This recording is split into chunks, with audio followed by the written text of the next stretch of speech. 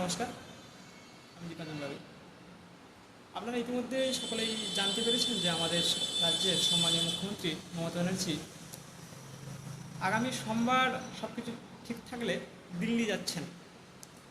সে দিল্লি যাওয়ার মূল বিষয়বস্তু হচ্ছে যে এ রাজ্যের বিভিন্ন খাতে যে বকেয়া টাকাগুলো বাকি রয়েছে সেই বকেয়া টাকাগুলো উদ্ধার, অর্থাৎ এই টাকাগুলো চেয়ে আমাদের কেন্দ্র সরকারের কাছ থেকে টাকাগুলো আদায় করতে যাচ্ছেন বিভিন্ন কথা মারফতের মধ্য দিয়ে। এর আগেও তিনি বারবার চিঠি দিয়েছেন, কথা বলেছেন।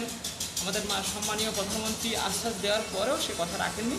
সেই শর্ত রেখে বা সেই দাবি রেখে তিনি দিল্লি যাচ্ছেন এবং এই প্রসঙ্গে তিনি যে যে বিষয়গুলো রেখেছেন সেগুলো হচ্ছে হচ্ছে যে 100 দিনের টাকা, 2 প্রধানমন্ত্রী আবাস যোজনা, বিভিন্ন রকম ঘর এবং এর সাথে আরও পারিপার্শ্বিক অনেকগুলো বিষয় নিয়ে, তারপরে ওই বিভিন্ন বিপর্যয়ের সময় যে ক্ষতিগ্রস্ত ত্রাণ তহবিল সে সমস্ত নানা রকম বিষয় নিয়ে তিনি বকেয়া বাবদ 1,76,00,000 কোটি টাকা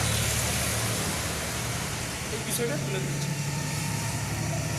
সেটা নিয়ে দিল্লি যাচ্ছেন। তবে এর মধ্যেও যদি সব কিছু ঠিকঠাক থাকে তিনি দিল্লিতে একটা পার্টি অফিসও উদ্বোধন করবেন এই মুহূর্তে।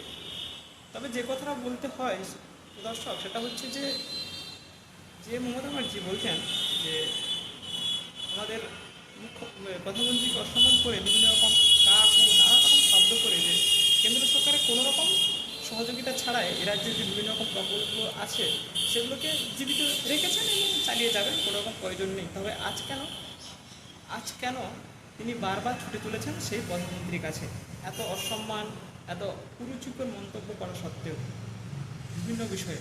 এটা কিন্তু ভেবে দেখা যে যতই বাড়াবাড়ন্ত করি বা যত কিছু করি না কেন, সেই কিন্তু সবশেষে আমাদের কেন্দ্র সরকারের উপরে নির্ভর করতে হয়।